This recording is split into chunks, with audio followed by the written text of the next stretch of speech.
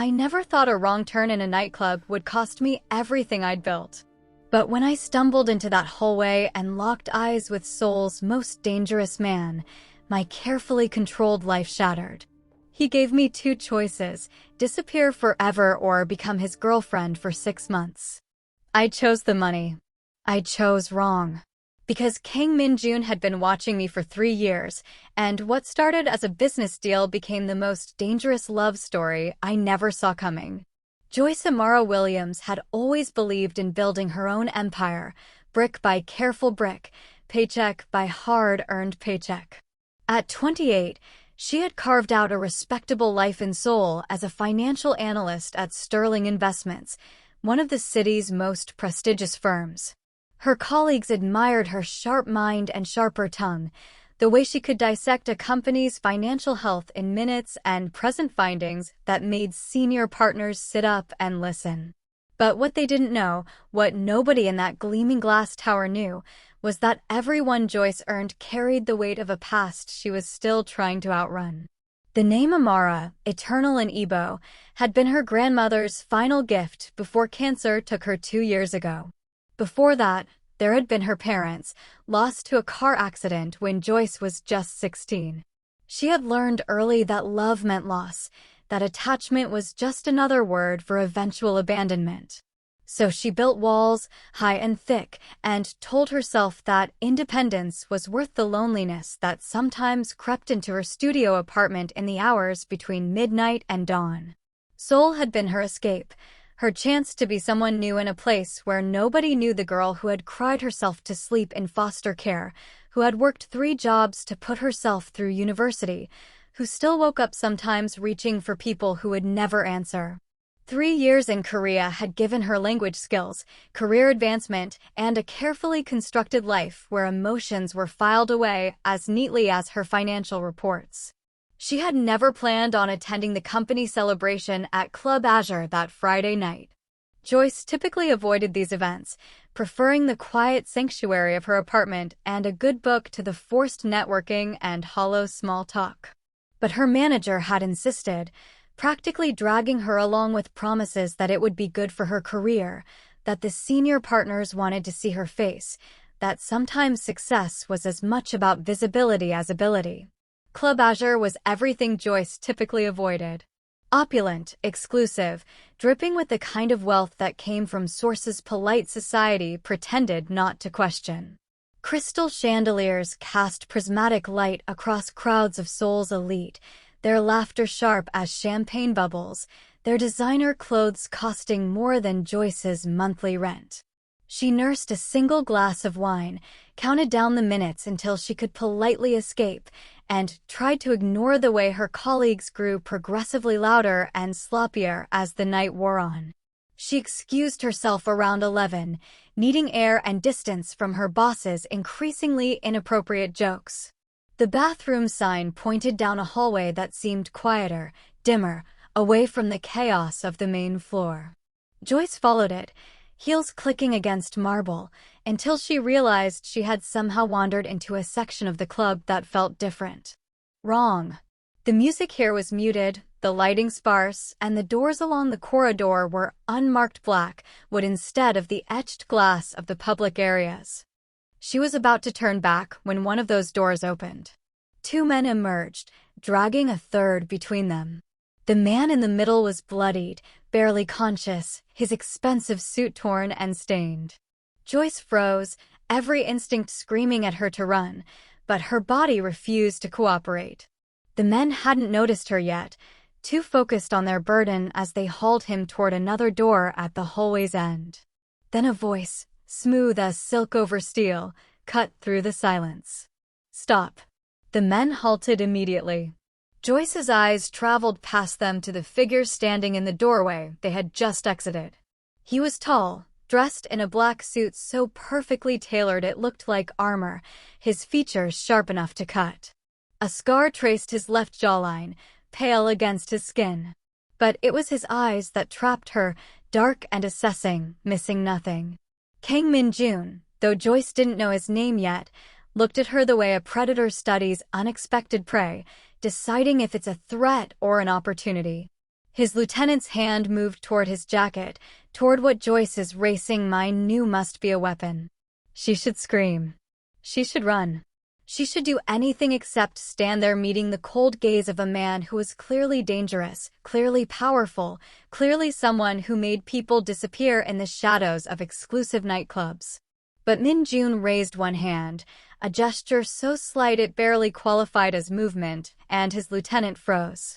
"No," Min Jun said, and the single word carried absolute authority. He walked toward Joyce with measured steps, each footfall deliberate. She noticed things in fragmented bursts, the way adrenaline makes everything simultaneously sharp and surreal. The way his men didn't breathe until he gave permission. The way his expression revealed nothing, as though he had long ago forgotten how to feel or had never learned in the first place. The way he studied her face like he was memorizing it for reasons she couldn't begin to guess. "You're lost," he said when he reached her. Not a question, a statement of fact. Joyce's heart hammered against her ribs, but she refused to look away, some stubborn part of her insisting that if she was going to die in a hallway in Seoul, she would at least die with her dignity intact. "I was looking for the bathroom," she managed, and was proud that her voice only shook slightly. Something flickered in Min Jun's eyes, there and gone so fast she might have imagined it. Amusement, maybe. Or interest. He tilted his head slightly, studying her with an intensity that made her skin prickle. "The bathroom is downstairs," he said. "I suggest you find it." He stepped aside, creating a path for her to leave. Joyce's legs finally remembered how to work. She walked past him, close enough that she caught the scent of expensive cologne and something else, something darker like gunpowder or danger or both. As she passed, his voice followed her, low and commanding. "Forget what you saw." Joyce paused, turned her head just enough to meet his eyes once more. "I didn't see anything." The corner of his mouth lifted, barely, a ghost of a smile that transformed his face for half a heartbeat from terrifying to devastating. "Good girl," he said. Joyce walked away on shaking legs, found the actual bathroom, locked herself in a stall, and tried to remember how to breathe. Her hands trembled as she gripped the cold metal of the stall door. She had just witnessed something illegal, possibly violent, definitely connected to the kind of underworld activities that got people killed.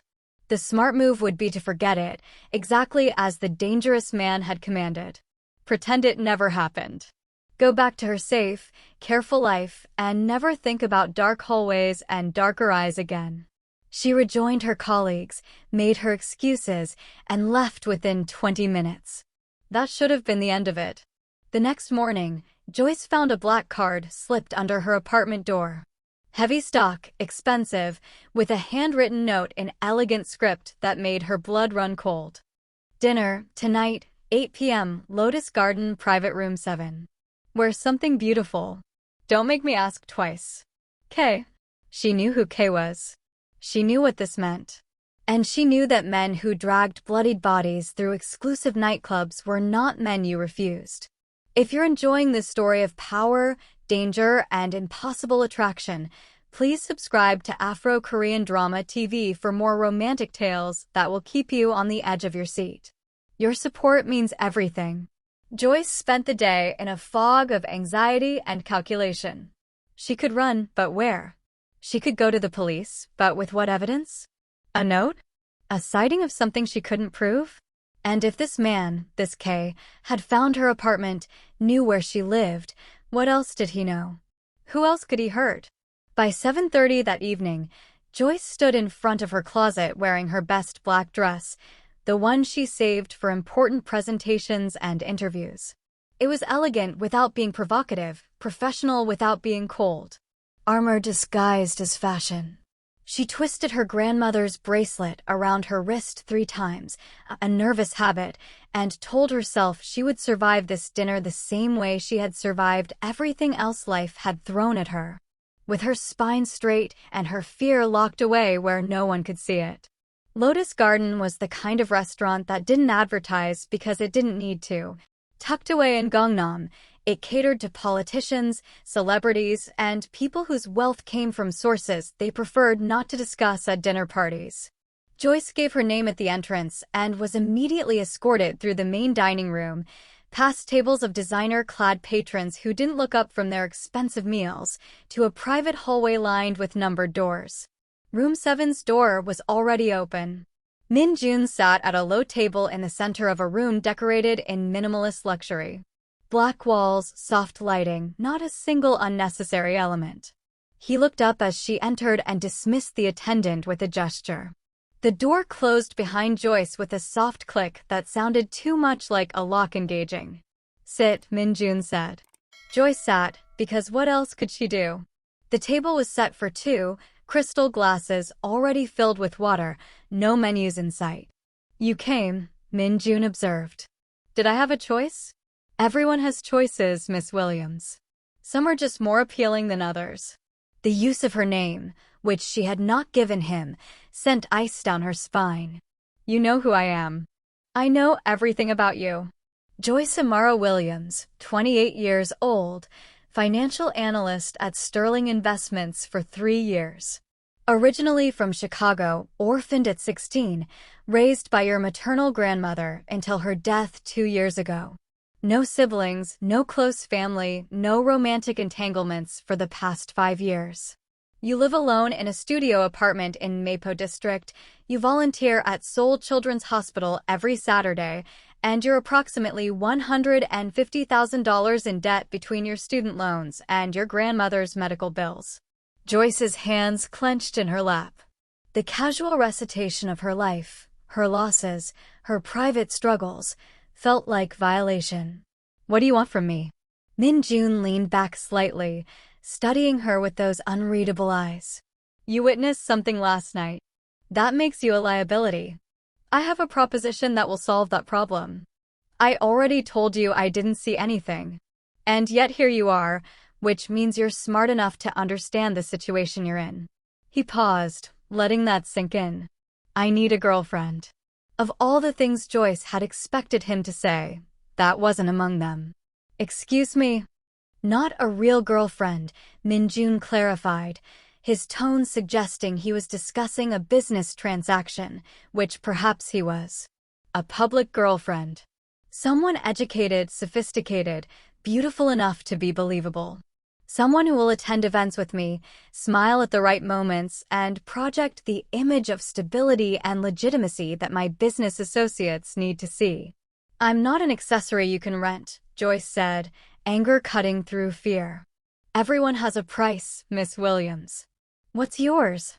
Before she could answer, Min Jun slid a folder across the table. Joyce opened it with trembling fingers and felt the world tilt.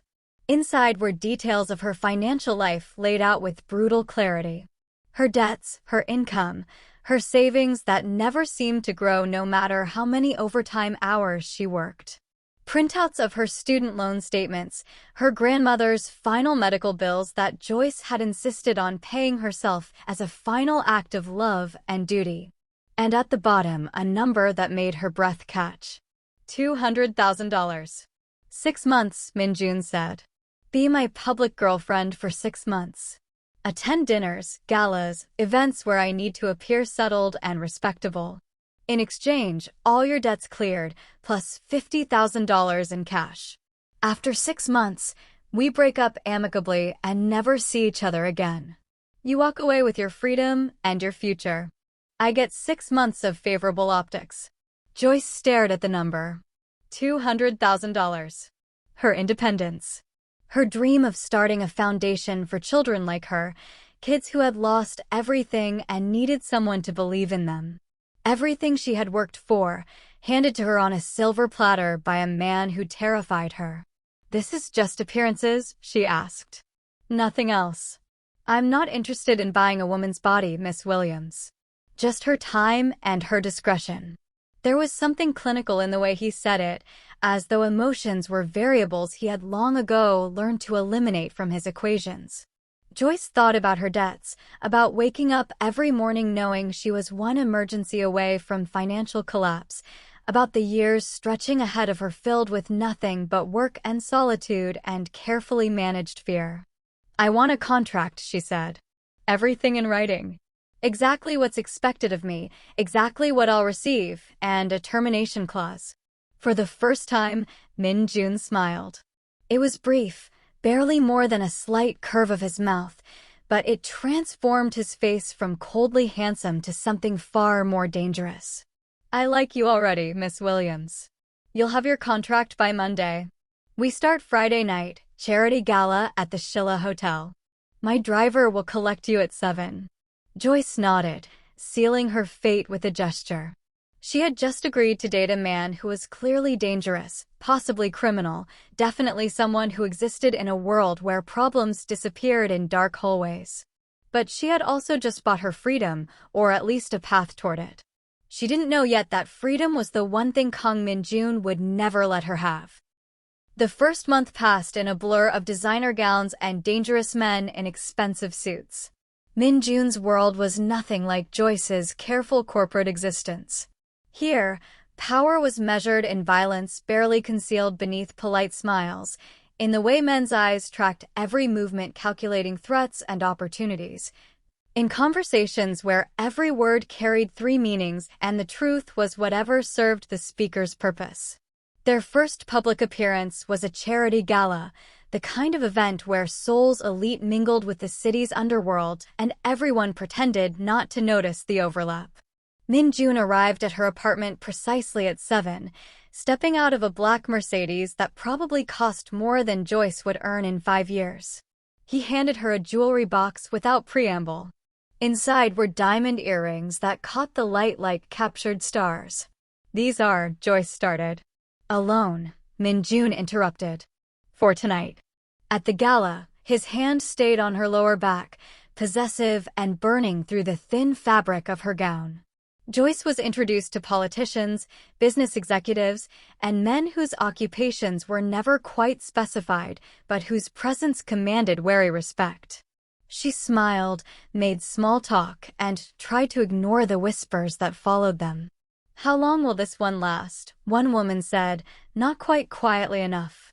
"She's pretty, but not Korean," another observed with the casual cruelty of someone accustomed to judging and discarding. "He'll get bored.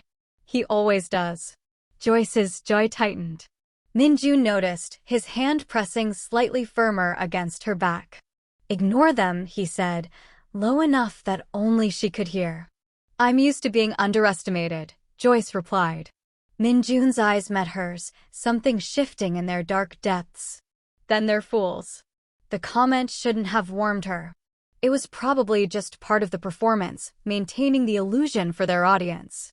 But Joyce felt it anyway, a small glow in her chest that she immediately tried to extinguish. A week later, Min Jun took her to an exclusive designer's atelier for what he called a wardrobe update. The designer, a thin woman with severe features and measuring tape draped around her neck like a snake, looked Joyce up and down with professional assessment. "She needs an entire wardrobe," Min Jun announced, settling into a leather chair with the casual authority of someone accustomed to being obeyed. "I have clothes," Joyce protested. "Not for my world." The designer worked in efficient silence, measuring Joyce's proportions while Min Jun watched with an intensity that made her hyper-aware of every breath, every movement. When the designer held up fabric samples, Min Jun barely glanced at them before making decisions. The red. And the black. Both. Joyce caught his eyes in the mirror and found him looking at her with an expression she couldn't quite read. Not desire, exactly, though there was heat there. Something more complex, like he was seeing past her careful defenses to something underneath that he found worth protecting. She looked away first, her heart racing for reasons she refused to examine. Their 4th week together, leaving a restaurant in Itaewon, everything changed. The black SUV came out of nowhere, tires screaming as it swerved directly toward Min Jun's Mercedes. Their driver reacted instantly, jerking the wheel hard right. Min Jun's arm shot across Joyce's chest, pinning her to the seat with enough force to bruise as the car spun. Glass shattered. Someone was shooting. The world became a chaos of screeching metal and shouted commands, and Min Jun's body as a shield between her and whatever hell had just erupted around them. Their driver returned fire through the window. Min Jun's security detail materialized from nowhere, more shots, and then they were moving again, speeding through Seoul's streets until the danger was left behind in the darkness. Back at Min Jun's penthouse, Joyce's hands wouldn't stop shaking. Min Jun had a gash on his forearm where broken glass had sliced through his suit jacket. He was wrapping it himself, one-handed and awkward, when Joyce crossed the room and grabbed the bandage from him. "You're doing it wrong," she said, her voice steadier than her hands. "Sit down." He sat. She wrapped his wound with careful precision, hyper-focused on the task to avoid thinking about how close they had come to dying, how his first instinct had been to protect her, how she could still feel the weight of his arm across her chest like a brand. "You didn't scream in the car," Min Jun observed, watching her face. "Would it have helped?" "No." "Then why waste the energy?" His lips quirked, almost a smile. "You're tougher than you look, Joyce Williams." The use of her full name made something flutter in her chest. He had never used her middle name before, had never made it sound like something intimate and precious instead of just words on her grandmother's carefully chosen gift. 2 weeks later, Joyce was working from home, stressed over a presentation that her manager kept changing requirements for, when her doorbell rang at 11 p.m. She opened it to find Min Jun standing in her hallway with takeout bags from Golden Palace. "How did you?" she started. "You always order from them on Wednesdays," Min Jun said, walking past her into her apartment like he had every right to be there. "Are you tracking me?" "Always." He said it without apology, without shame, as though her privacy was just another thing he owned. They ate on her small couch, the intimacy of the setting somehow more dangerous than any gala or public appearance. This was her space, her sanctuary, and he was in it looking oddly out of place in his expensive suit, surrounded by her second-hand furniture and library of battered paperbacks. His eyes caught on a photo of her grandmother, then traveled around the room taking in details. Her tiny kitchen, her neat desk, the life she had built from nothing and protected fiercely. "Why did you come to Korea?" he asked. "To start over. Be someone new." "And are you?" Joyce considered the question seriously. "I don't know yet." Min Jun was quiet for a long moment.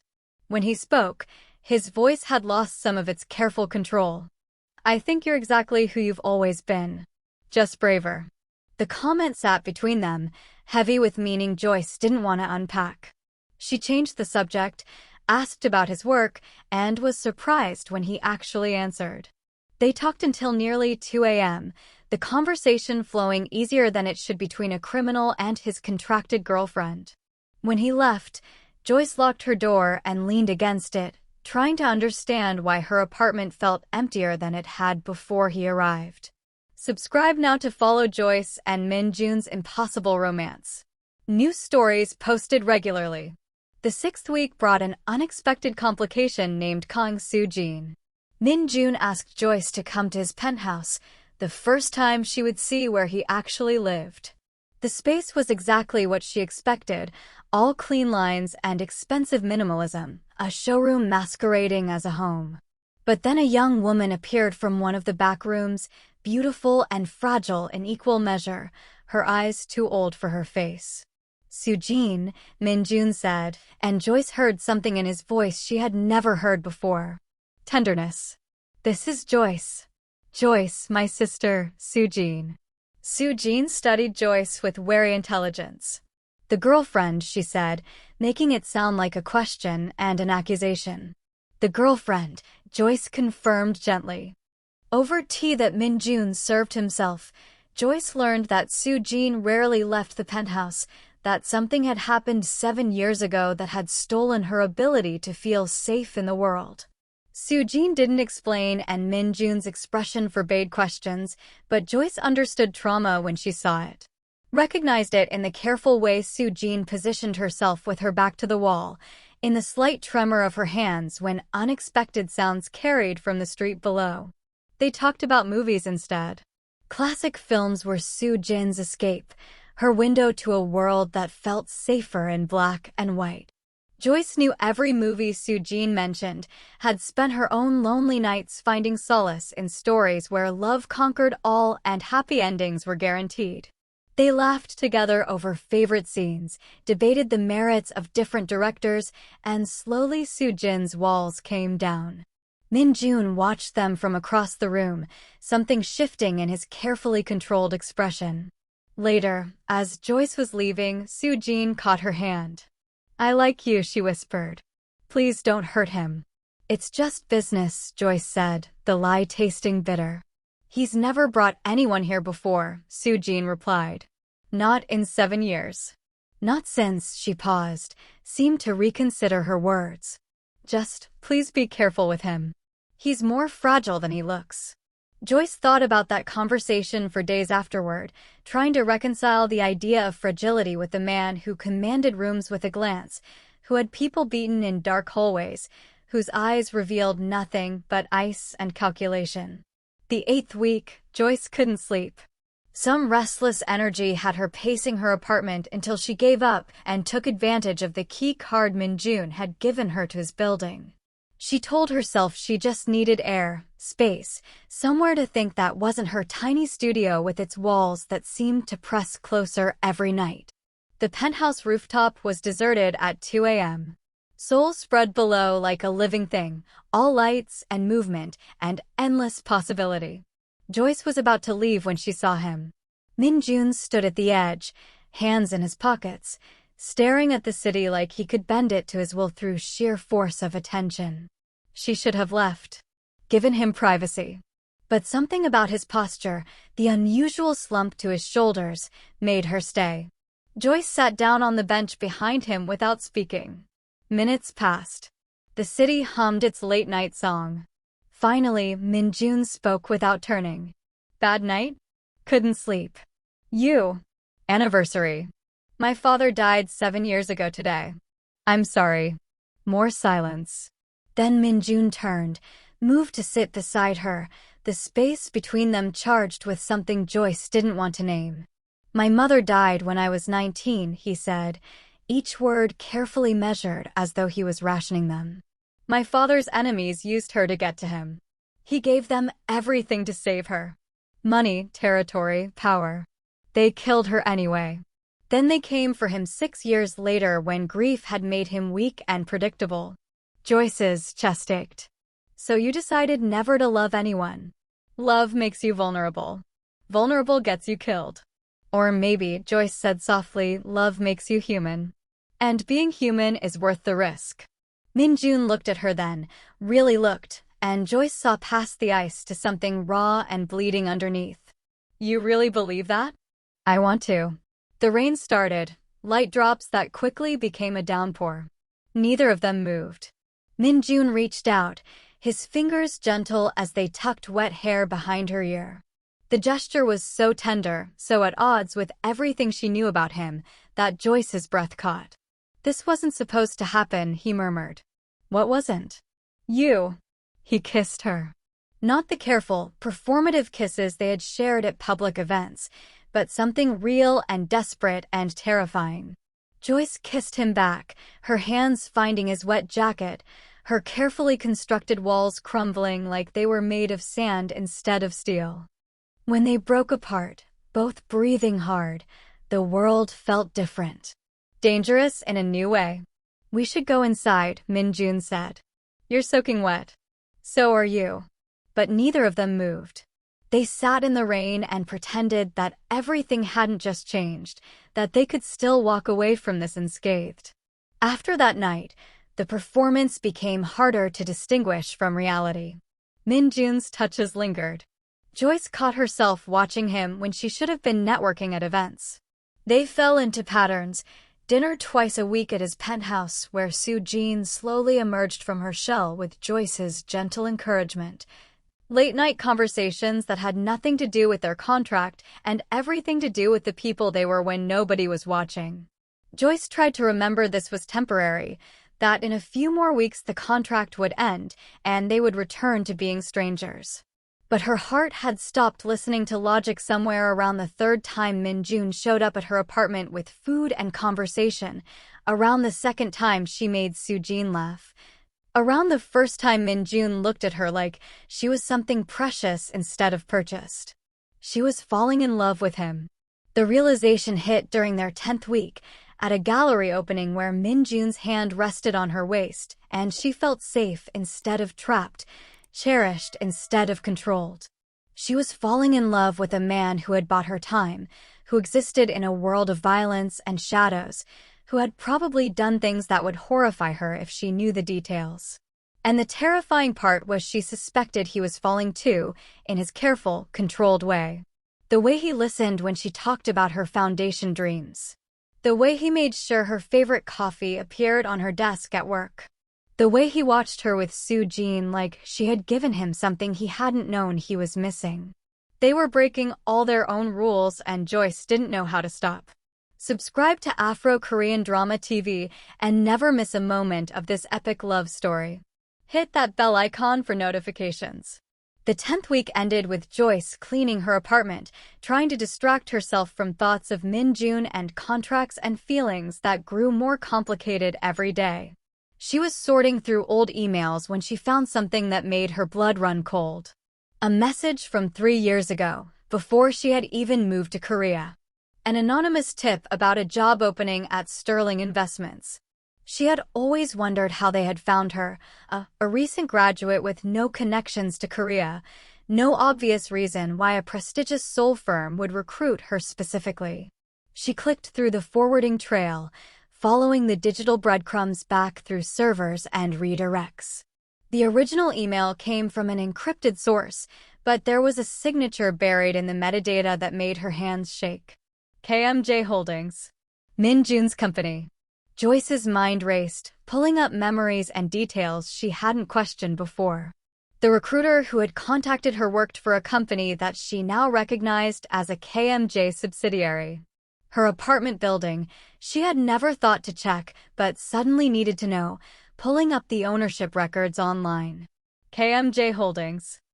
Her promotion 6 months ago, recommended by a board member that Min Jun controlled. Even the Club Azure where they had met, she searched the business registration. Owned by Kang Min Jun. None of it was coincidence. None of it was chance. He had orchestrated everything, pulled strings she hadn't even known existed, moved her across an ocean like a chess piece for reasons she couldn't begin to understand. Joyce stared at her computer screen, at the evidence of manipulation laid out in property records and corporate filings and digital trails. 3 years. He had been watching her, controlling her life, for 3 years before that night in the hallway. The contract sitting on her desk suddenly felt like chains instead of opportunity. The money in her account felt like payment for something far more than 6 months of public appearances.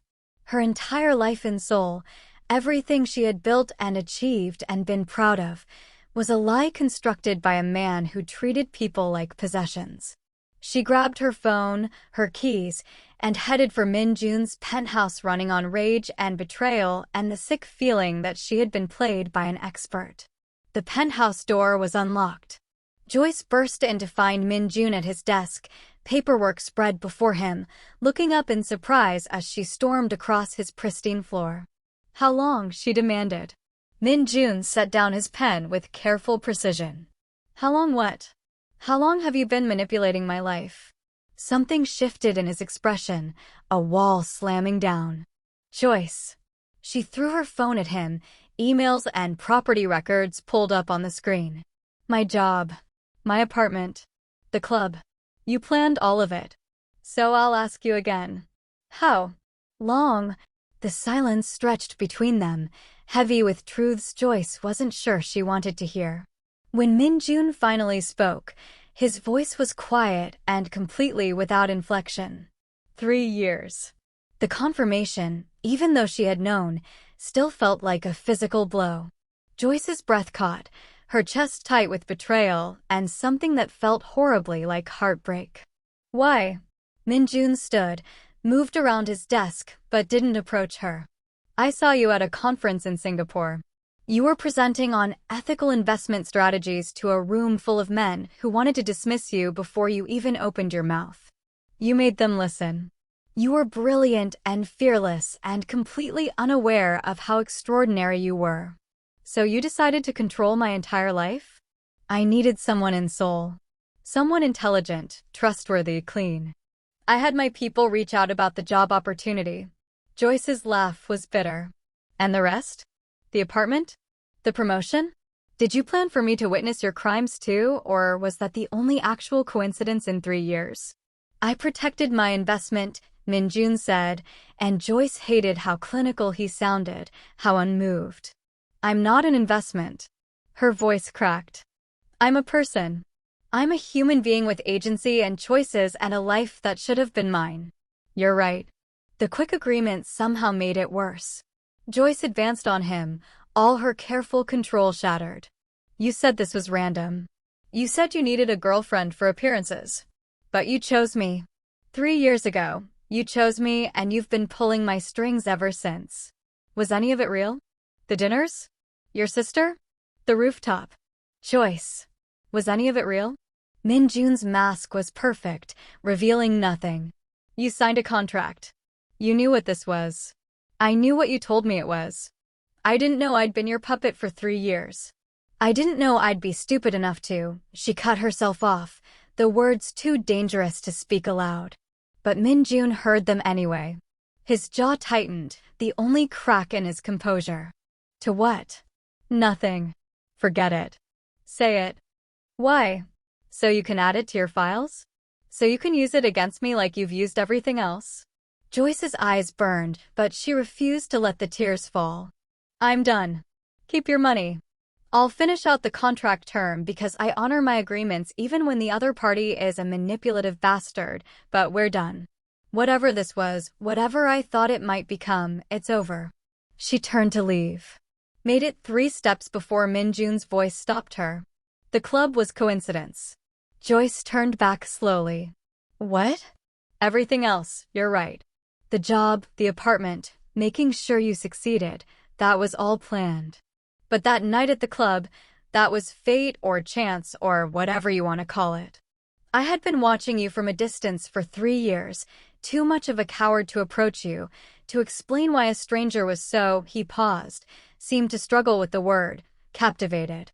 Then you walked into my world and I thought maybe I was being given a chance I didn't deserve. I don't believe you. I don't care if you believe me. It's the truth. The truth, Joyce repeated. You wouldn't know the truth if it hit you in your perfectly tailored suit. This whole thing, it's been a lie from the beginning. Min Jun's expression shuddered completely. You're right. It has been. The contract ends in 6 weeks. I'll transfer the full payment tomorrow. You're free to go whenever you want. The dismissal in his tone, the ease with which he let her go, hurt more than anything else. Joyce had expected him to fight, to argue, to show some sign that she mattered beyond her utility. Instead, he was already turning back to his desk, back to his paperwork, like she was just another problem solved and filed away. That's it? She asked. That's all you have to say? Min Jun didn't look up. What do you want me to say, Joyce? I want you to tell me I'm wrong. I want you to tell me the last 10 weeks meant something, that I wasn't just another asset to acquire and manage. You should go. You're a coward. The words came out sharp and vicious. You hide behind your money and your power because you're too afraid to actually feel anything. Your father didn't die because he loved too much. He died having lived. You're already dead and you don't even know it. She left before he could respond, left before she could see if her words had landed, left before she could break down completely. Behind her, in a penthouse that had never felt emptier, Min Jun stood alone. His hand trembled as he picked up the whiskey glass on his desk. For a long moment he stared at it, at his reflection distorted in crystal and amber liquid. Then he hurled it across the room with all the force of emotions he had spent 13 years learning to suppress. The glass shattered against the wall, expensive whiskey running down like blood or tears, and Kang Min Jun remembered what it felt like to break. The glass shattered against Min Jun's pristine white wall, whiskey dripping down like amber tears, and for the first time in 13 years Kang Min Jun let himself feel the full weight of what he had just lost. His hands shook, actually shook, as he stared at the destruction he had caused. Such a small thing, a broken glass, but it felt like watching his carefully constructed world crack apart along fault lines he had refused to acknowledge existed. He had told himself it was just business. A transaction. 6 months of Joyce's time in exchange for her freedom, clean and simple, no emotions involved. But somewhere between the first dinner and the rooftop in the rain, between watching her laugh with Soo Jin and finding excuses to show up at her apartment with takeout, he had broken his most fundamental rule. He had let someone matter. And now she was gone. Min Jun walked to the window, pressed his forehead against the cool glass, and tried to remember how to breathe around the crushing weight in his chest.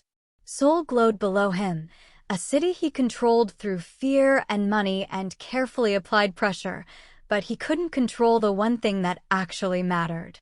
Couldn't make Joyce look at him again without betrayal in her eyes. Couldn't take back 3 years of manipulation, no matter how well-intentioned, no matter that he had told himself he was just creating opportunities, just keeping her safe. He had been lying to himself. He knew that now. He had orchestrated her entire life because he was too much of a coward to simply walk up to a brilliant woman at a conference and introduce himself like a normal person. Too afraid of rejection, too convinced that a man like him, with blood on his hands and darkness in his soul, had no right to someone like Joyce Williams. So he had played God instead. Moved her across an ocean, built her career, watched from the shadows, and told himself it was enough. It had never been enough. His phone rang. Soo Jin's name flashed on the screen. Min Jun considered not answering, but his sister was one of the few people in the world he couldn't refuse. She left, Soo Jin said without preamble. I heard the door slam. What did you do? What I always do. I ruined something good. There was a pause, then Soo Jin's voice came softer, sad. You sound like father after mother died. Maybe I am him. Maybe I've always been heading toward the same end. No, Soo Jin said fiercely. Father died having loved someone. You're going to die having been too afraid to try. There's a difference, Appa. A big one. She hung up before he could respond. Min Jun stood alone in his penthouse surrounded by wealth and power, and everything he had built to protect himself from ever feeling vulnerable again, and realized that loneliness was just another kind of death. Slower maybe, but just as final. Joyce made it to her apartment before the tears came, hot and furious and mixed with anger at herself for being stupid enough to fall for a man who saw people as chess pieces. She had known better. Had built her entire adult life around the principle of self-sufficiency, of never depending on anyone, of keeping her heart locked away where it couldn't be broken. And then Kang Min Jun had smiled at her in a fitting room, and she had forgotten every lesson she had learned. She grabbed her laptop, pulled up the contract they had both signed, and read through it with the cold analysis she should have applied from the beginning. 4 weeks left. 28 days. She could survive that. Would attend the required events, smile for the cameras, play her part, and then walk away with her debts cleared and her dignity intact. Or whatever remained of her dignity after she had screamed at a mafia boss in his own home and stormed out like a melodramatic fool. Her phone buzzed. A notification from her bank. Joyce opened the app and felt her stomach drop. $200,000. The full contract amount, deposited 4 weeks early. A message accompanied it, just 3 words in Min Jun's precise style. You're free. MJ. Joyce stared at the number until her vision blurred. He had let her go. Had paid her off and released her from their agreement without argument, without fight, without any indication that she had been more than a business arrangement to him. The money should have felt like victory. Instead, it felt like proof that she had been right, that whatever she had imagined growing between them had been entirely one-sided. She closed her laptop, curled up on her couch with her grandmother's bracelet twisted tight around her wrist, and let herself cry for the first time since she was 16 years old. The next 2 weeks passed in a gray haze. Joyce went to work, smiled at her colleagues, pretended that everything was fine. The money sat in her account, untouched. She couldn't bring herself to look at it, couldn't decide if keeping it made her complicit in her own manipulation or if she had earned it through sheer emotional devastation. Her manager approached her desk on a Thursday, looking uncomfortable. "Joyce, there's been a restructuring. Your position is being eliminated. Corporate downsizing." "I'm sorry." Joyce nodded, too numb to even be surprised. Of course. Min Jun owned significant shares in the parent company. This was him, removing her from his carefully constructed game board now that she had outlived her usefulness.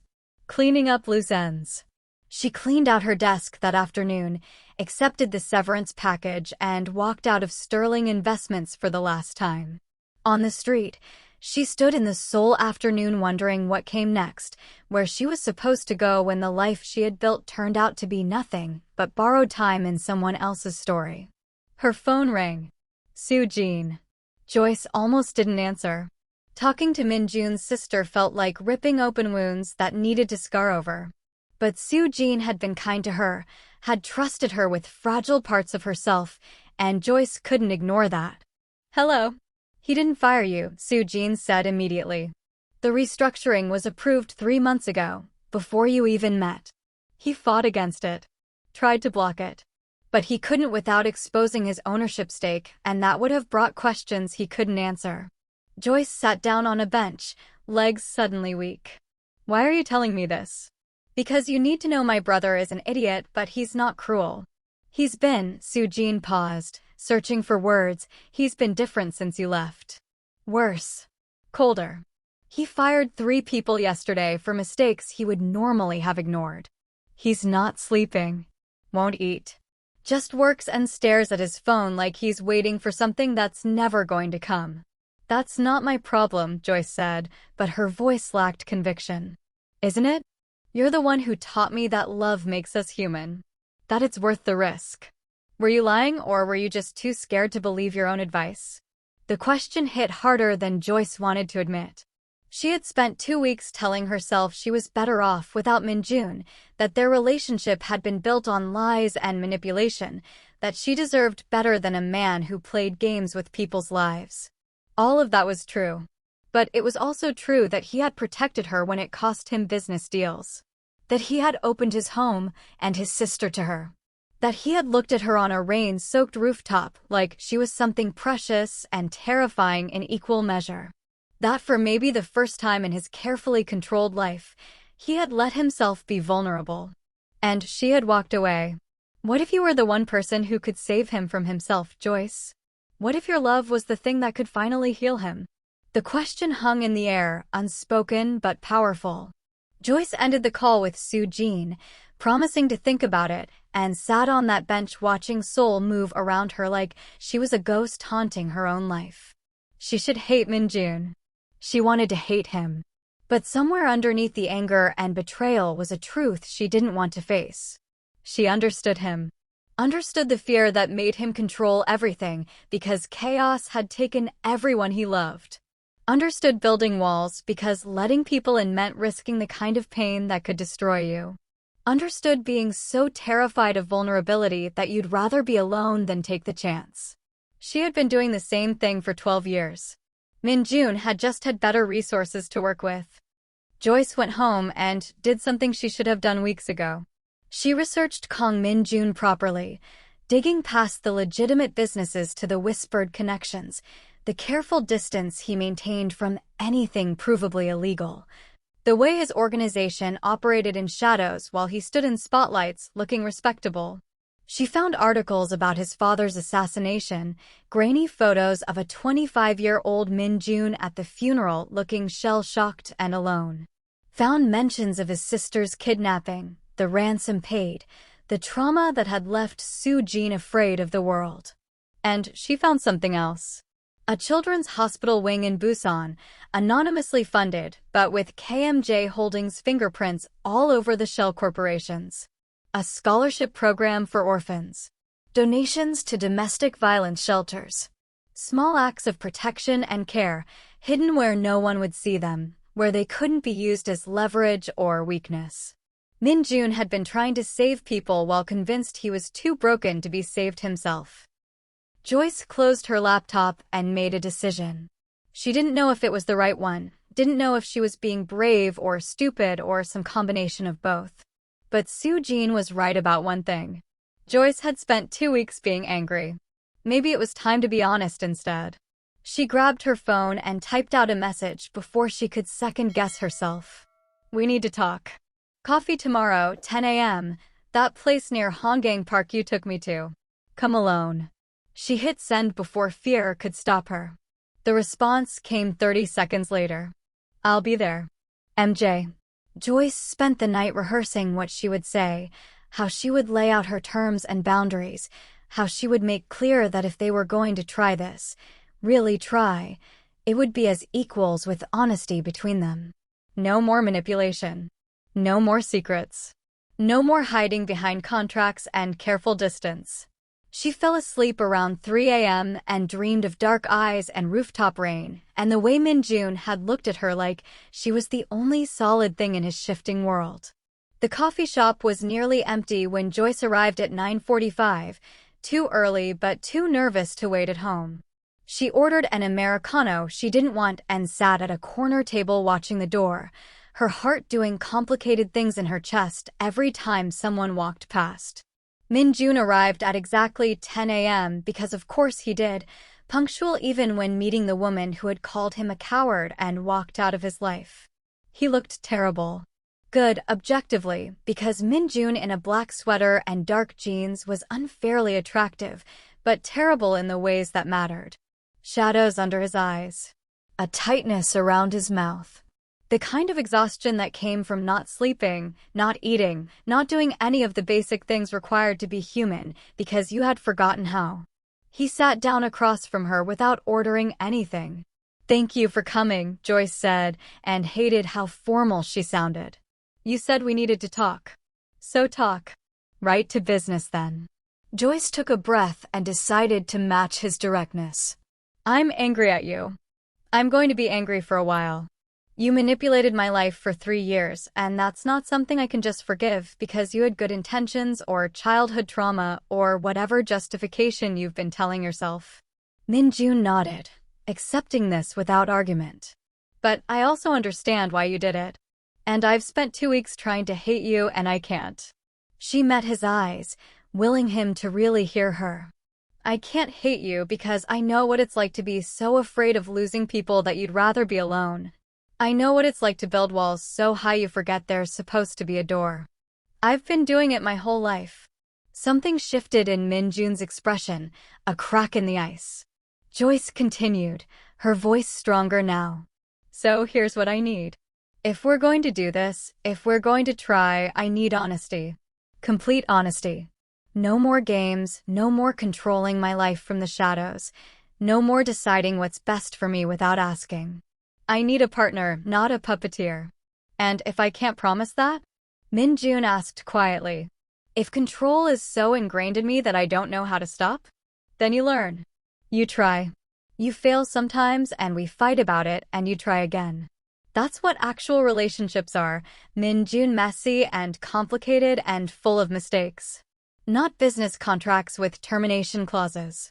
Min Jun was silent for a long moment, his hands flat on the table between them like he was physically restraining himself from reaching for her. When he finally spoke, his voice was raw in a way she had never heard. "I don't know how to do this.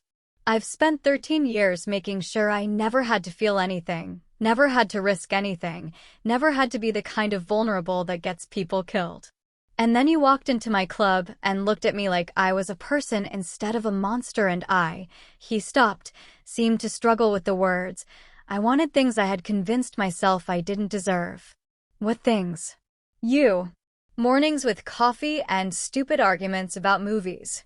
Coming home to someone who knows all my worst parts and stays anyway.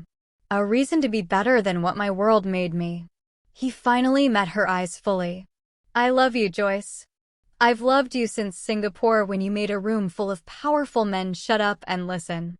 I've loved you through 3 years of watching from a distance too afraid to approach you. I loved you when you walked into that hallway and didn't scream. I love you now, sitting here terrified that you're about to tell me we're done, and I'll have to figure out how to survive it. Joyce's chest felt too tight, her eyes burning with tears she refused to let fall in a public coffee shop. You're an idiot. I know. A manipulative, controlling, emotionally stunted idiot. I know that too. But you're my idiot. If you want to be. Min Jun's hands moved then, reaching across the table to cover hers, his grip almost painful in its intensity. I want to be. I'll spend the rest of my life earning the right to be if that's what it takes. It might take a while, Joyce warned. I'm not good at this either. I don't know how to trust people. Don't know how to let someone in without expecting them to leave. Then we'll figure it out together. Both of us, equally terrible at relationships, making a mess of it. Joyce felt herself smile despite everything, despite the anger still simmering underneath the hope, despite not knowing if this was brave or reckless. I have conditions. Name them. Therapy. For both of us. You need to work through your control issues with a professional, and I need to work through my abandonment issues before I sabotage this out of fear. Min Jun nodded. Done. What else? You start legitimizing your businesses. I can't love someone who hurts people for profit. I won't ask you to become a saint overnight, but I need to see effort. Real effort. I've already started. Contacted lawyers about transitioning operations. It's going to take 5 years minimum, but I'm committed to it. Joyce blinked, surprised. You started before I even texted you? I started the day you left. Figured if I couldn't have you, the least I could do was become someone who might have deserved you. His thumb brushed over her knuckles, a gentle gesture from hands that had built an empire on violence. Any other conditions? Yes. You meet my friends, the real ones from the hospital where I volunteer. You spend time with them, with me, doing normal things. Movie nights and awkward dinners, and all the boring, ordinary moments that make up an actual life. I'd like that, Min Jun said, and sounded like he meant it. Could you really trust a man who had controlled your life to let go of that control? Could love really change someone who had spent over a decade perfecting emotional distance? Joyce didn't know. But she knew she wanted to try. Knew that the alternative, walking away and spending the rest of her life wondering what if, felt worse than the risk of heartbreak. One more thing, she said. The money. I'm keeping it. Min Jun's lips quirked. Good. You earned it. But I'm using it to start my foundation. And you're going to help, not by throwing money at it, but by actually showing up. Board meetings, fundraisers, talking to donors. The whole thing. A children's foundation run by a former crime boss. That's going to be interesting press. Former crime boss, Joyce emphasized. You said you're going legitimate. Prove it.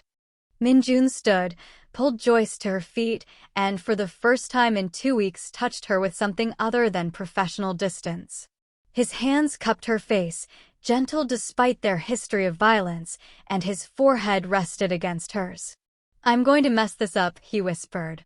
I'm going to try to control things when I should ask. I'm going to struggle with being open. I'm going to be difficult and frustrating and probably make you want to throw things at me. Probably, Joyce agreed.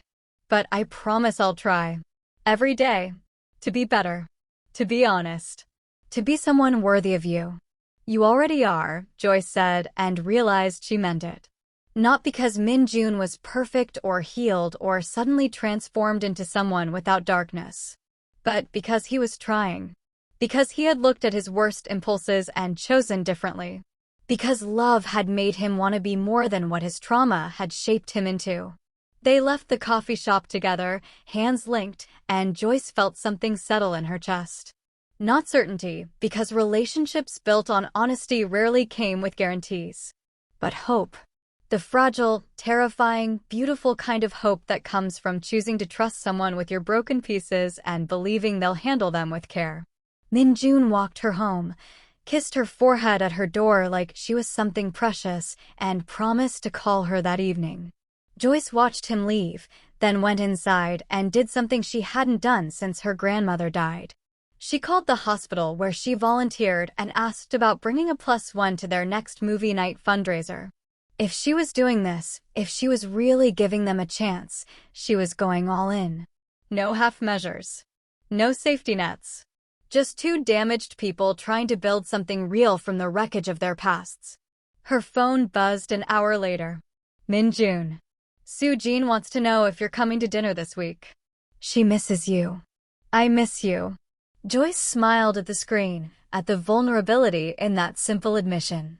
Tell her yes. And Min Jun? I miss you too. The response came immediately. Tomorrow night, 7 p.m. I'll cook. Fair warning, I'm terrible at it, but I'm trying this whole normal relationship thing. MJ. Joyce laughed, actually laughed, and felt lighter than she had in weeks. They were going to be a disaster. A beautiful, complicated, messy disaster of two people who had forgotten how to be human learning together. She couldn't wait. The week that followed was different from the careful performance of their contract. Min Jun picked her up for actual dates, awkward first attempts at normalcy where they saw movies and walked along the Han River and talked about everything except business and manipulation and the complicated past between them. He met her volunteer friends and was charmingly out of his depth, clearly unused to casual conversation with people who had no idea who he was or what he controlled. Soo-jin bloomed with Joyce back in her life, venturing out to small cafes with both of them, taking tiny steps toward reclaiming her life from fear. She watched her brother with Joyce and smiled like she was seeing something she had stopped believing possible. It wasn't perfect.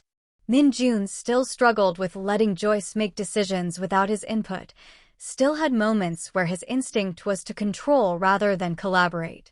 Joyce still pulled away when things got too intimate, still waited for him to leave, still tested him in small ways to see if he would stay when things got hard. But they were trying. That was what mattered. 3 weeks after the coffee shop, Joyce was at Min Jun's penthouse helping Soo-jin plan her first solo outing, a small art gallery opening she wanted to attend, when Min Jun's head of security burst in without knocking. The man's face was pale, his usual composure shattered. Boss, we have a situation. Lee Young-ho made his move. He has eyes on Miss Williams's apartment. We think he's planning to grab her. The temperature in the room dropped 10 degrees. Min Jun's expression went from soft to terrifyingly cold in the space between heartbeats. Get her to the safe house. Now. Full security detail. No, Joyce said. Everyone turned to stare at her. No, Min Jun repeated, his voice dangerously quiet. You said we're equals. Partners. That means you don't get to lock me away without discussion. Joyce crossed her arms, refusing to be intimidated even as fear crawled up her spine. Who is Lee Young-ho and why does he want me? Min Jun exchanged a look with his security chief, then nodded. The man left, closing the door behind him. Lee Young-ho runs the second largest organization in Seoul. I killed his brother 5 years ago when the brother tried to expand into territory that wasn't his. Young-ho has been waiting for an opening, a weakness he could exploit. Min Jun's jaw was tight enough to crack teeth. Apparently he found one. Me, Joyce said. You. Soo-jin grabbed Joyce's hand, her own shaking. Please go to the safe house. Please.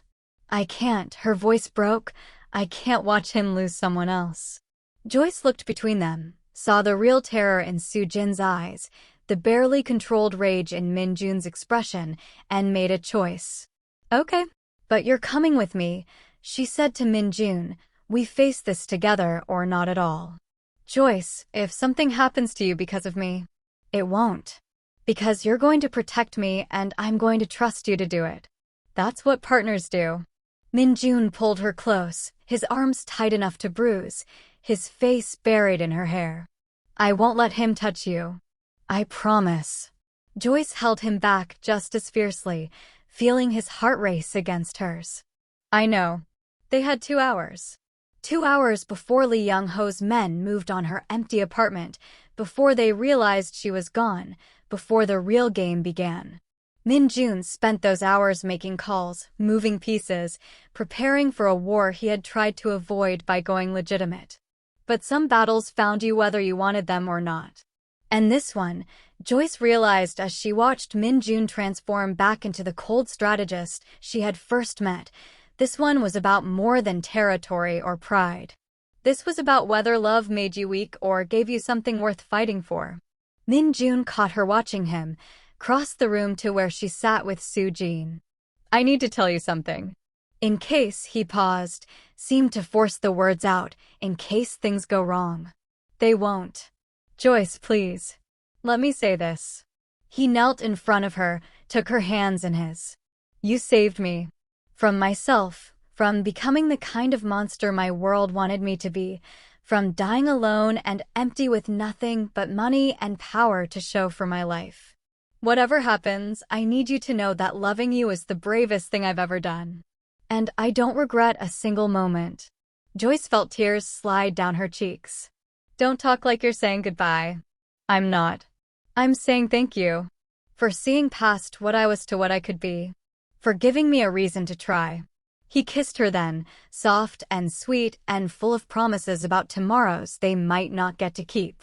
When they broke apart, Soo-jin was crying too, and the moment felt suspended, fragile, like the last beautiful instant before everything shattered.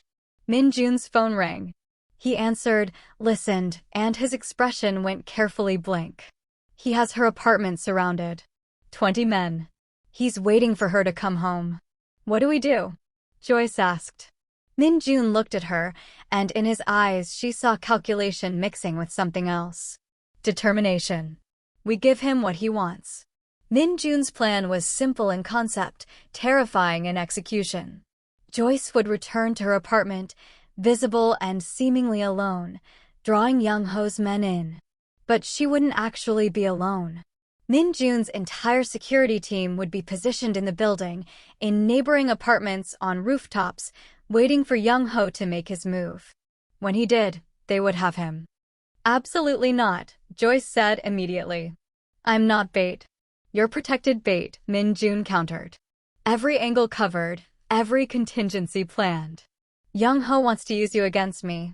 We let him think he's won, then we end this.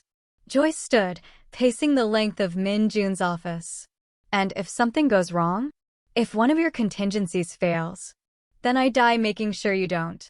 Min Jun said it so matter-of-factly, like his life was just another variable in the equation, and Joyce wanted to shake him. That's not reassuring. It's honest. He crossed to her, hands gentle on her shoulders. Joyce, I've spent 3 weeks trying to leave this world behind. But it won't let me go until I handle Young-ho. He's been circling, waiting for weakness, and now he thinks he's found it.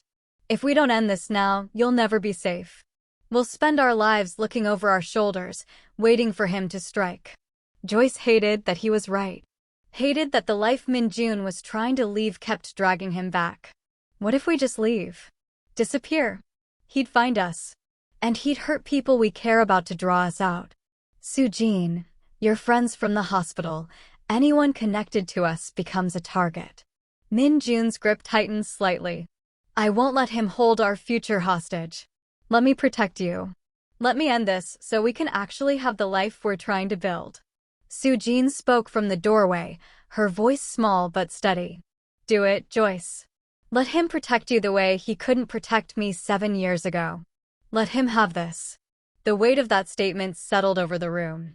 Joyce looked between them, saw the old wounds and new hope, and understood that this wasn't just about ending a threat.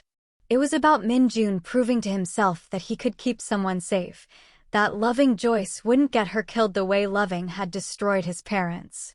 Fine, Joyce said. But I want updates every 5 minutes. And if anything feels wrong, I'm getting out. Deal. They spent the next hour preparing. Joyce wore an earpiece so small it was nearly invisible, connected directly to Min Jun, who would be monitoring from a van 2 blocks away. She memorized the safe routes out of her building, the panic words that would trigger immediate extraction, the locations of every security team member. Min Jun checked and rechecked every detail with the focused intensity of someone who couldn't afford mistakes.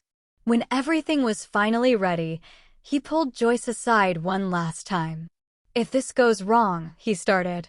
"It won't. But if it does, I need you to know that meeting you is worth everything. Every risk, every complication, every moment of terror. You made me remember what it feels like to be alive." Joyce reached up, touched his face with gentle fingers. "Then stay alive. For me. For us. For the future we're building." He nodded, and she saw him swallow hard, saw the fear he was trying to hide behind strategy and planning. This terrified him more than any business deal or territorial dispute ever had, because this time he had something real to lose. The drive to her apartment felt surreal. Joyce sat in the back of an unmarked car driven by one of Min Jun's men, watching Seoul pass by and trying to keep her breathing steady. Min Jun's voice came through her earpiece, calm and constant. 2 blocks out. "Security teams in position. You're doing great, Joyce. I haven't done anything yet. You're trusting me. That's everything." She arrived at her building just after 8 p.m. The street looked normal, quiet, but Joyce had been briefed on where Young Ho's men were positioned. The coffee shop across the street, the parked van half a block down, the man pretending to wait for a bus who had been standing there for 90 minutes. Joyce walked into her building with her head high, took the elevator to the 4th floor, and unlocked her apartment door. Everything looked exactly as she'd left it that morning. Books on the coffee table, dishes in the sink, the normalcy of her life before it had collided with Mafia politics and impossible love. "I'm inside," she said quietly. "Good. Now we wait. Remember, they won't move immediately. Young Ho will want confirmation you're staying, that you're not just grabbing something and leaving." Joyce sat on her couch, pulled out her laptop, and tried to look like someone settling in for a quiet evening. Her heart hammered against her ribs. Minutes ticked by with excruciating slowness. "Movement," Min Jun said suddenly. 3 men entering your building. Stay calm. Security team is ready." Joyce's hands trembled on her keyboard. She forced herself to keep typing, to maintain the illusion of normalcy even as fear crawled up her throat. The knock on her door came 5 minutes later. Polite, almost friendly. "Joyce Williams?" "Delivery." She looked at the peephole. 3 men in casual clothes, one holding a clipboard. Her earpiece crackled. "Don't open it," Min Jun said. "Security moving in now." But the decision was taken from her. The door exploded inward, cheap locks no match for determined force. Joyce stumbled backward as the men rushed in. She opened her mouth to scream the panic word, but someone's hand clamped over it, and then everything happened too fast. Gunshots. Shouting. Min Jun's voice in her ear, no longer calm but sharp with command. "Joyce, get down now." She dropped, felt hands grabbing for her, twisted away using every self-defense move she'd learned from YouTube videos and her volunteer work safety training. Something crashed behind her. More gunshots. One of the men went down. Then another. Min Jun's security team poured through her shattered door, professional and efficient. The 3rd man grabbed Joyce around the waist, used her as a shield, gun pressed to her temple. "Back off or she dies." Everyone froze. Joyce's breath came in short gasps, the gun cold against her skin. Through the chaos, she heard Min Jun's voice, not in her earpiece but real, from her doorway. "Let her go, and you walk out of here alive." Min Jun stood there in his black suit, looking like death personified, a gun in his hand and murder in his eyes. But his voice when he spoke to Joyce was gentle. "Close your eyes, sweetheart." Joyce closed them. Heard the shot. Felt the man behind her fall. When she opened her eyes, Min Jun was there, pulling her against him, his hands running over her checking for injuries with barely controlled panic. You're okay, I've got you. That was the plan? Joyce gasped. Let them break into my apartment and shoot them? The plan was to take them in the hallway. They moved faster than anticipated. Min Jun's jaw was tight with fury, though whether at himself or the situation Joyce couldn't tell. Are you hurt? No. Terrified, but not hurt. Sirens wailed in the distance. Min Jun's security chief appeared. Boss, we need to move. Now. Young-ho will know his team failed. Min Jun nodded, swept Joyce into his arms like she weighed nothing, and carried her out of her ruined apartment. She wanted to protest that she could walk, but her legs felt like water and his arms felt like safety, so she let him. They ended up back at his penthouse where Soo-jin waited, pale and anxious. She burst into tears when she saw them, threw her arms around Joyce despite Min Jun still holding her. You're okay, you're both okay. Min Jun finally set Joyce down on the couch, knelt in front of her, his hands framing her face. I'm sorry. I'm so sorry. I promised you'd be safe, and I nearly got you killed. You saved me, Joyce corrected. Your team saved me. The plan worked. The plan was flawed. I underestimated Young-ho's timeline, overestimated our control of the situation. I could have lost you because I was arrogant. Joyce saw the fear beneath his anger, the way his hands shook slightly against her skin.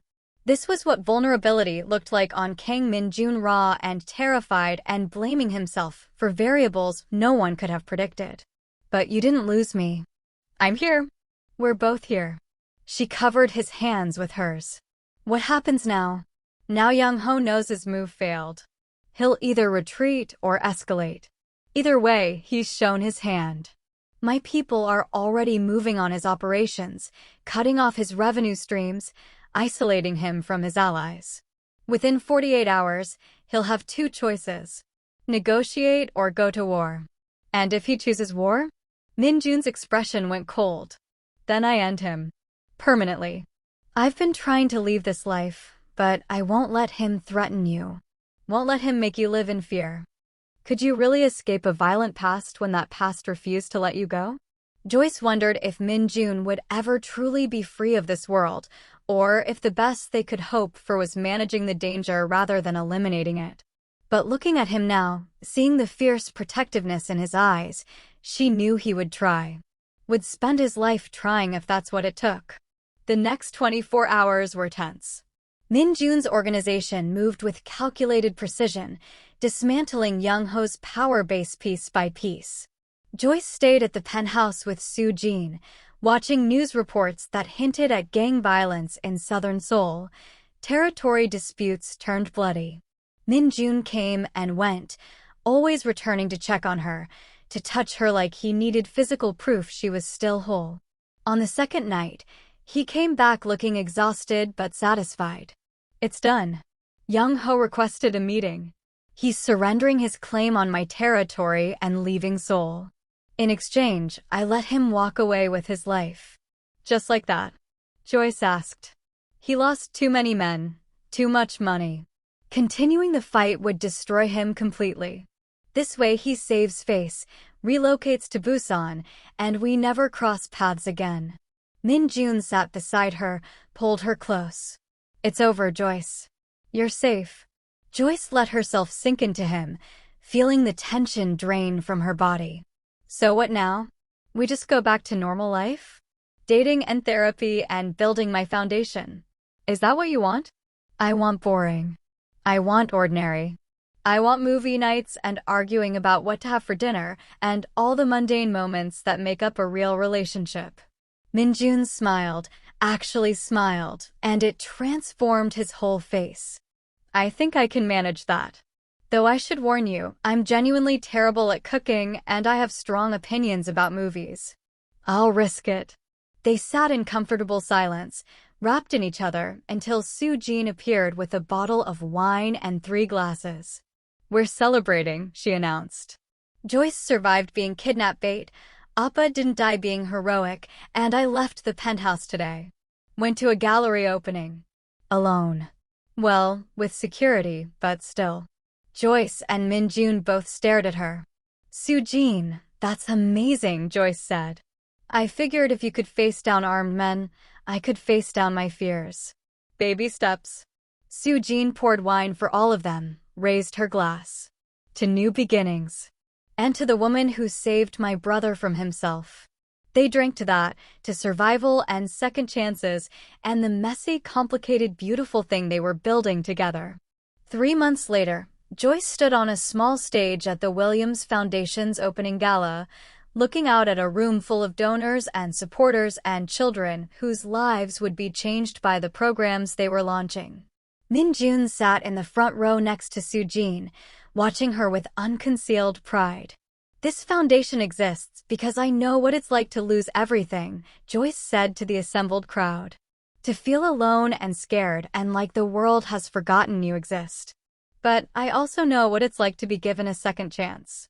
To have someone believe in you when you've stopped believing in yourself. Her eyes found Min Jun's. Love doesn't make us weak. It makes us brave enough to try, to fight, to become better than what our circumstances wanted us to be. The applause was thunderous. After the speeches, after the networking and photographs and all the polite socializing that came with fundraising, Min Jun found her on the venue's terrace. Proud of you, he said simply. Proud of us. We did this together. Joyce, there's something I need to ask you. Min Jun reached into his jacket, pulled out a small velvet box, and Joyce's breath caught. I know we said we'd take this slow. I know we're both still learning how to be in a relationship. But I also know that I want to spend every day for the rest of my life earning the trust you've given me. Learning to be the man you deserve. Building the life we both want. He opened the box. Inside was a platinum ring with a single perfect diamond, elegant and understated. Joyce Williams, will you marry me? Will you take a chance on a reformed criminal with control issues and a complicated past? Will you let me love you, imperfectly but honestly, for as long as we both live? Have you ever had a moment where your entire future hung on a single word? Joyce felt tears slide down her cheeks, felt her heart expand with so much love it almost hurt. Yes, to all of it. The complications and the imperfections and the beautiful, messy, ordinary life we're going to build. Yes. Min Jun slipped the ring on her finger, pulled her close, and kissed her with a gentleness that still made her heart race after all these months. When they broke apart, both of them were crying, both of them laughing, both of them holding on to each other like they were the only solid things in a shifting world. I love you, Min Jun whispered against her hair. My hidden love who became my whole world. I love you too. My impossible, infuriating, wonderful man. They stood on that terrace overlooking Seoul, the city that had brought them together, that had tested them, that now held all their hopes for the future. Two broken people who had found each other in the darkness and chosen to walk toward the light together. 6 months later, they married in a small ceremony with Soo-jin as Joyce's maid of honor and Min Jun's most trusted lieutenant as his best man. Joyce wore a simple white dress and her grandmother's bracelet. Min Jun wore a black suit and a smile that hadn't left his face all day. During the vows, Joyce promised to be patient with his control issues if he'd be patient with her walls. Min Jun promised to choose honesty even when control felt safer, to build a life worthy of her trust. They kept those promises imperfectly, the way real people do. They fought sometimes, usually about Min Jun trying to handle things without asking or Joyce pulling away when emotions got too intense. But they also laughed, built the foundation together, took Soo-jin on her first international trip when she was finally ready. Min Jun went fully legitimate within 3 years, transforming his organization into a legitimate security and real estate company. Joyce's foundation expanded to 5 cities, helping hundreds of children find stability and hope. Soo-jin started painting again, even had a gallery show that sold out. They built a life. Not perfect, never perfect, but real and honest and full of the kind of love that makes you brave enough to try.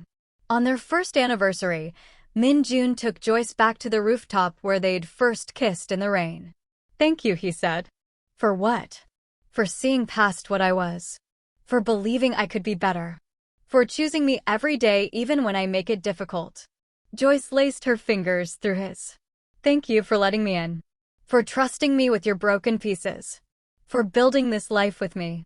They stood together watching Seoul glow beneath them, two people who had learned that love wasn't weakness, but the bravest thing either of them had ever done.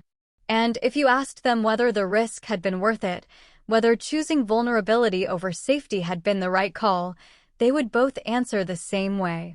Every single time, yes. Always yes. Because some loves are worth fighting for, worth changing for, worth becoming brave for. And theirs was one of them. I hope you enjoyed Joyce and Min Jun's love story. If you did, please subscribe and like this video. It truly helps the channel grow. I'd love to know, what was your favorite moment? The rooftop scene? The rescue? The proposal? Comment below and let me know. Don't forget to turn on notifications so you catch all my upcoming Afro-Korean romance stories. And if you know someone who'd love this, share it with them. Thanks for listening. See you next time.